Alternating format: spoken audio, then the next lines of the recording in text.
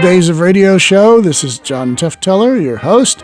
Yep, we are in the new year officially, and we are winding down in our series of shows, science fiction shows related to artificial intelligence and all the potential havoc and mayhem that can result.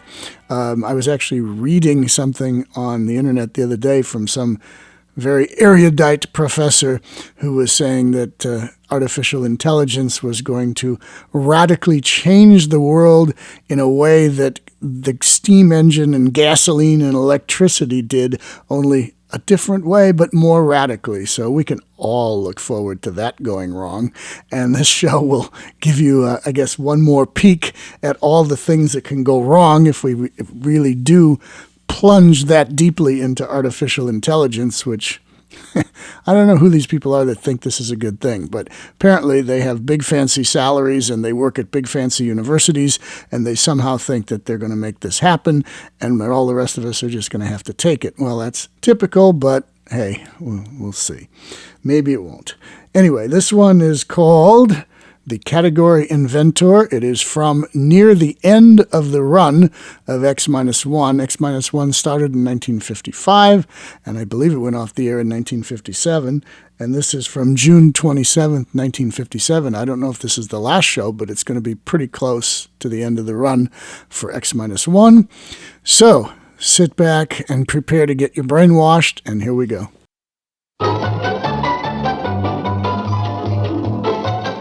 This is Walter O'Keefe, inviting you to listen in on the Nightline.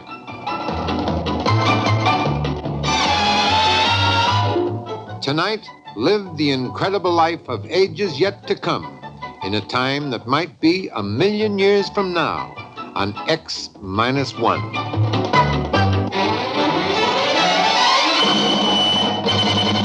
Now, an incredible story of the world beyond. Countdown for blast off.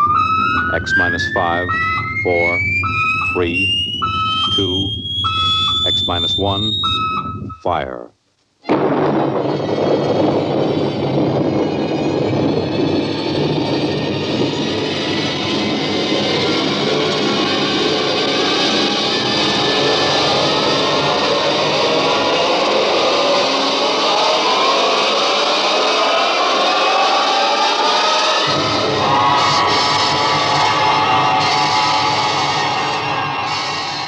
From the far horizons of the unknown come tales of new dimensions in time and space.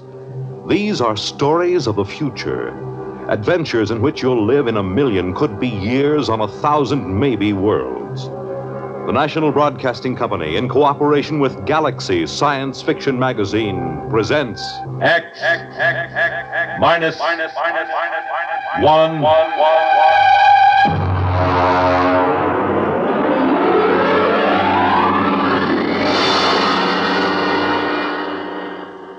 Tonight, The Category Inventor by Arthur Sellings. But first, hear this. I don't have time to tell you all about the many things that make Pabst Blue Ribbon a better tasting, more thirst-quenching beer. Besides, you're more interested in how it tastes than how it's made. But one thing you should know. Experience is the most important ingredient in any beer. And Pabst is the product of America's oldest national brewer. Established 1844. Pabst of Milwaukee.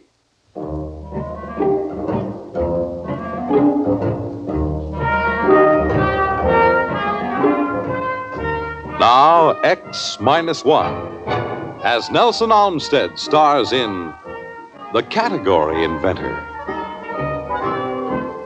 Frankly, I didn't expect to have the trouble. The morning that it happened was just like any other morning. I came into the locker room and took off my coat, and through the open doors I could hear the welcome sound of the boys warming up. Perhaps I should have realized something was wrong when Kurt Bergson, the orchestra manager, came up to me. Gilbert, how are you this morning? Fine, Mr. Bergson. I'm not late, am I? No, not late. You must have left the house early this morning. Yes, I did. It was such a nice day, I thought I'd walk. Luckily, I don't play the double bass. Bassoon isn't so hard to carry. You didn't get your mail this morning. No, I didn't. Mail usually comes about 10 o'clock. Well, I better get out there and warm up. Gilbert, I wish you had gotten your mail this morning. You see, I have to let you go. What? But what do you mean? Why? What's the matter? Well, you understand. Well, there's a concert tonight and tomorrow night. Who can you get to replace me? Well, where can you get a bassoonist? Where? Oh, no. I'm sorry, Gilbert. It had to happen. Oh, no. Not the bassoon. The timpani I can understand and the piano, but not the bassoon. I'm going out there. Don't, Gilbert. Don't. You'll just be unhappy. Now, let me by, Mr. Bergson. I've got to see it with my own eyes.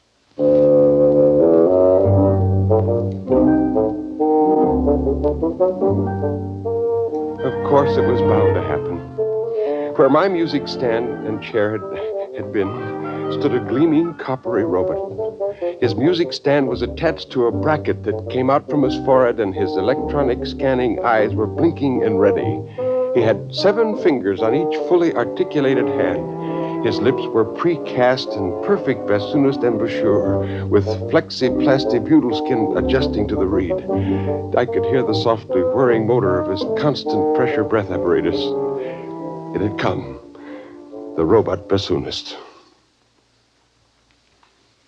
Now, Gilbert, honey, you mustn't be depressed. It's not your fault. The world doesn't understand creative artists anymore. No, bassoon player isn't creative, Marge. He executes. Well, anyway, he's an artist. That means he's got intelligence and imagination. And that means he's got a head start when it comes to a new job, doesn't it, honey? Sure. Yeah, head start. Marge, I tell you, there isn't any use. I've been checking into the category office every day. All I know is how to play the bassoon. Well, we'll just have to get used to being on reserve. But what will we tell the children, dear?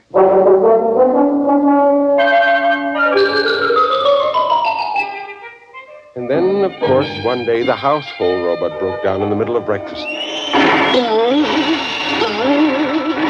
Gilbert!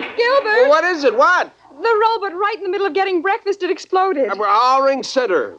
Oh, but the children will be late to school. Call in, Michael. Well, there's not much use in their hurrying if there's no breakfast, is there? Well, I'm trying. You think it's easy making breakfast by hand? No. Don't just stand there. Do something. Oh. The children won't get any breakfast, and they've got enough to put up with. Well, what do you mean by that? What exactly have they got to put up Look, with? I haven't got time to argue with you. Which one of these tubes is the orange juice concentrate? I think that's ketchup. Well, turn it off. Oh, you jammed it. Oh, it's been like this ever since you stopped. Ever since I what? Oh, keep your hand over the ketchup. It's flooding the kitchen. Ever since what? Ever since they put me on reserve, that's what it is, isn't it? Listen, if you think... Oh, that confounded robot always in the way. I ought to... If you're going to use foul language, you might at least keep your voice down. You know what sharp ears the children have. Oh, so now I'm a corrupter of my own children. Well, let me tell you that... What's that? The Henomat. I said it to synthesize fresh eggs. It's out of control. Oh, Gilbert, there goes the ketchup again. No. Do something.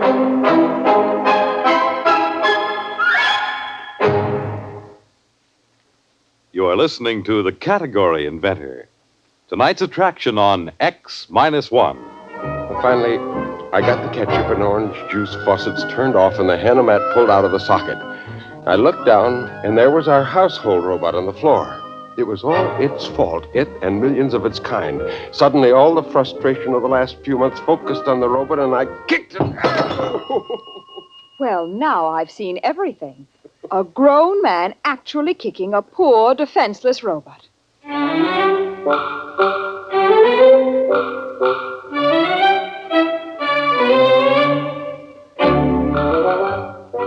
I was expecting the mechanic from Robot Center when the door buzzed.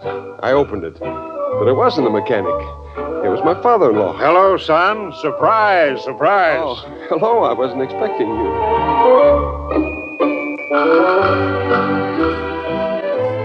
George is a politician, and they haven't yet found a robot that can take that trade over.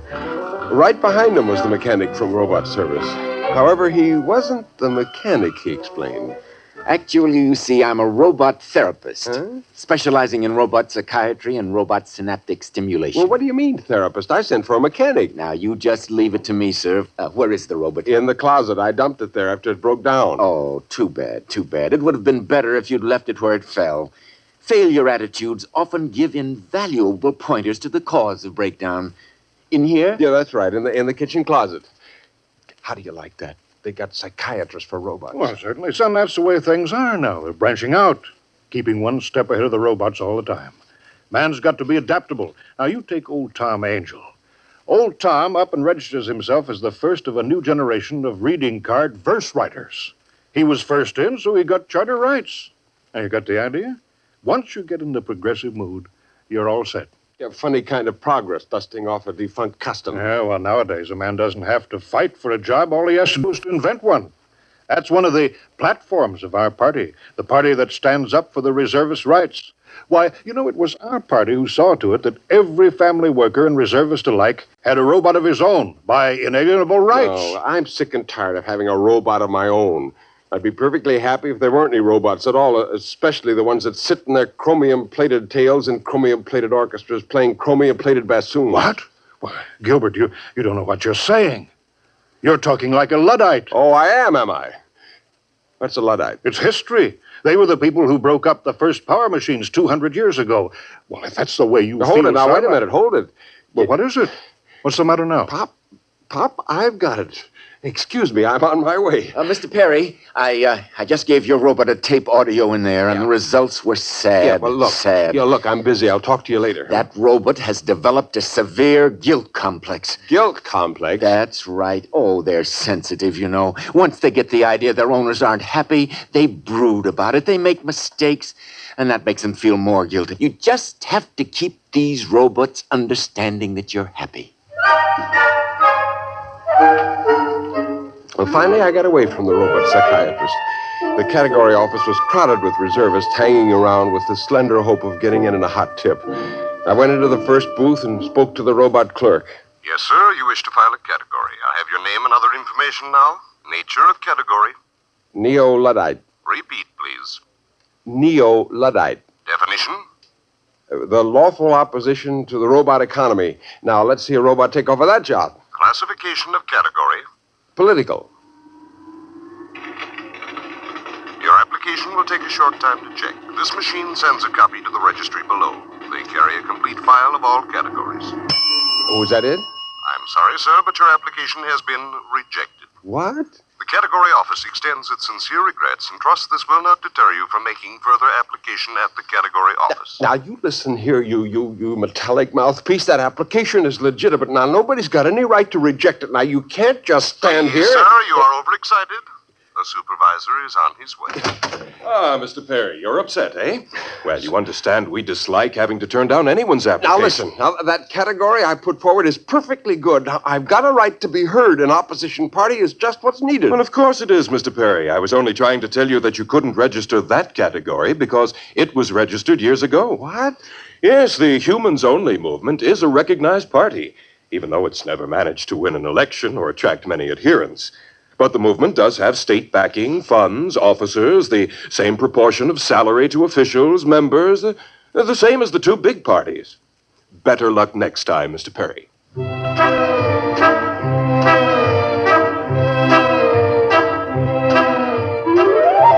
is only one thing to do. Start all over again, some of the lines. Study and study until I could do it as well as I could play the bassoon. But what line? And how could I be sure that it wouldn't be taken over by the robots? I was walking along the street, and then suddenly a soundy ad jumped up out of a hydrant at me, and I popped it and listened. Are you on reserve? Are you tired of being unemployed? Don't fret. Contact the C.P. Jones Bureau, Category Inventors, Room 53, Universe Building.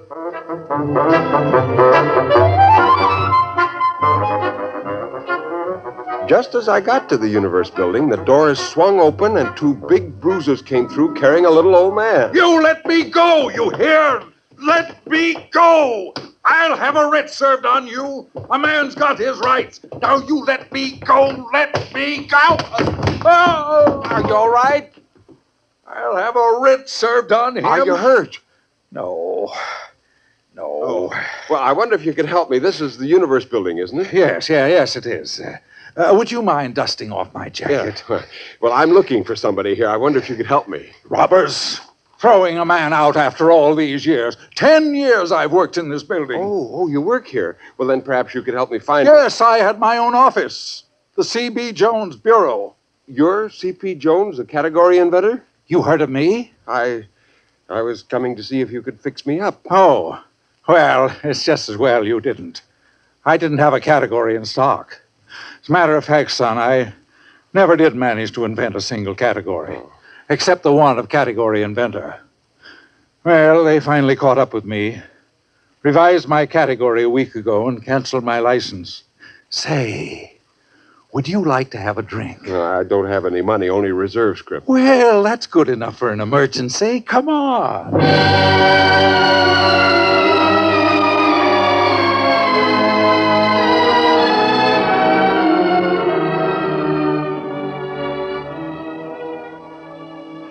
You see, it didn't cost him anything. My fee was only payable out of salary if and when I delivered. Once a year, the accounting office sent over a robot auditor to check the books. Oh, I had 2 or 3 sets of books, but they finally caught up with me, and now I've got to invent another job. I used to be a trapeze artist in the circus. I was the oldest trapeze man in the game, but I got too shaky. Have another drink. Yeah, well, it's my turn to buy. All right, but say, after we finish this round, let's move to a real bar. About the 4th bar, we got to playing a parlor game, inventing make-believe categories, you know. And you go from the inane to the obscene and back again. And we got thrown out of one bar, and then we started on beer, and, well, that made us sad. And C.P. Jones began to recite poetry. How am I to face the odds of man's bedevilment in God's? I, a stranger and afraid, in a world I never made. Say, did I ever show you a one-handed nip-up from the chandelier? I used to be an acrobat, you know. Alley-oop.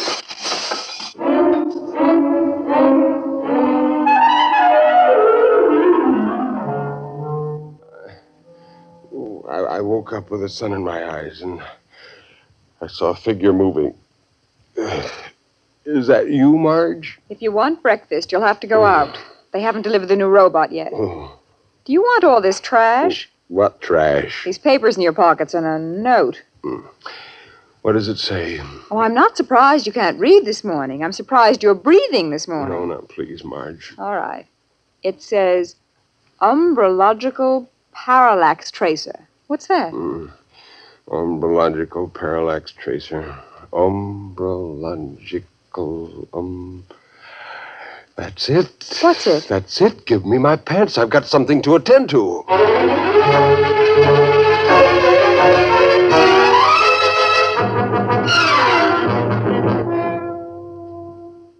Well, I'm glad to see you, Mr. Perry. Trying again, eh? Yeah. Category, umbrological, parallax, tracer. Well, most interesting. What exactly is that? Well, it involves ascertaining the degrees of parallax for the current umbrological investigation. It's not easy to explain in a few words. Of course. I thought it would probably be too complex for me to grasp. I'll check it through. Frankly, I don't understand half the details of the categories that let's see now. Oh, dear.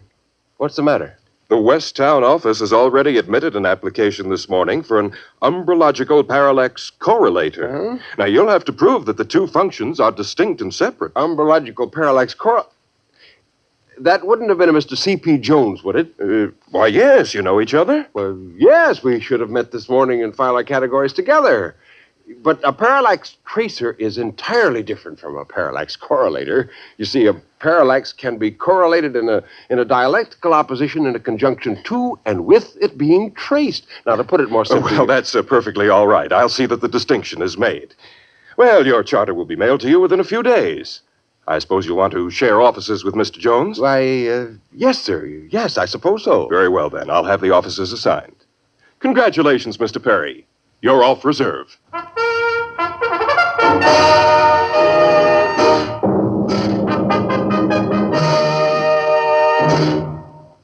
Well, how do you like the new office, Gilbert, my boy? Oh, figure you almost cleared the pitch for me by filing. Well, I didn't have your address, and I didn't know you'd get the same idea. I just remember we laughed a lot over it and thought it one of the best phony categories we'd made up. Of the printable ones, that is. Anyway, I did change the end to give you a loophole. Oh, of course, we're cheating, aren't we? Cheating? Well, I'm not. I've already looked up umbrology for a start. There isn't any such word. Well, if there was, it would be a science of shadows. Now, all we have to do is find the parallaxes. But you're not serious. Serious? Of course I'm serious. The world's so complicated these days, everyone's such a specialist that no one can be sure yet what's fact and what isn't. We're the only umbrologists in the world. Who can question us? Yes, I suppose that's true. Why, the scope's enormous. Anyway, we're off reserve. We've got a job. And I'm not letting any grass grow under my feet here. Now, don't just stand there. Our robot hasn't arrived yet. Give me a hand with this filing cabinet. We're going to need it. You're right. We got our work cut out for us. Let me tell you, the life of an umbrological parallax tracer isn't all beer and skittles. Let's get to work.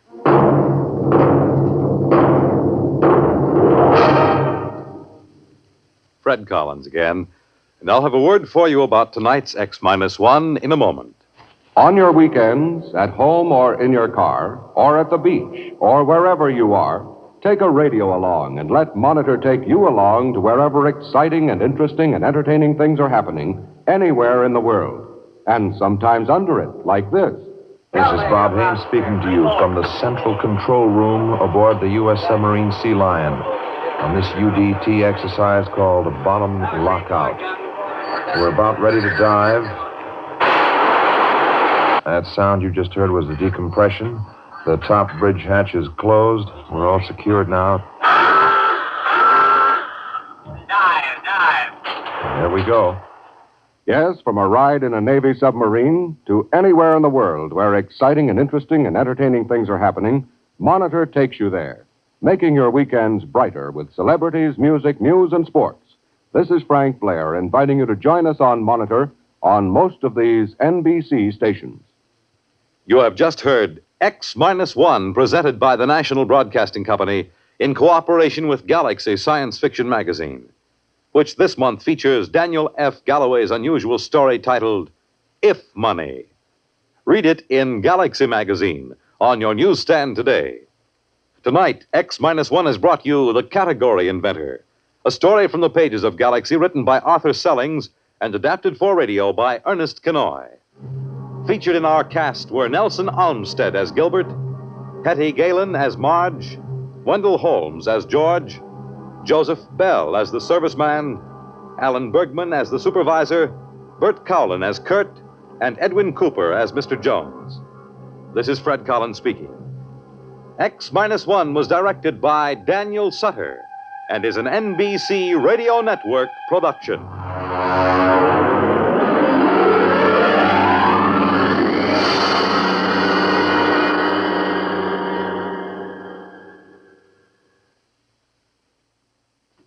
There's excitement in the air at night, and Nightline brings it to you.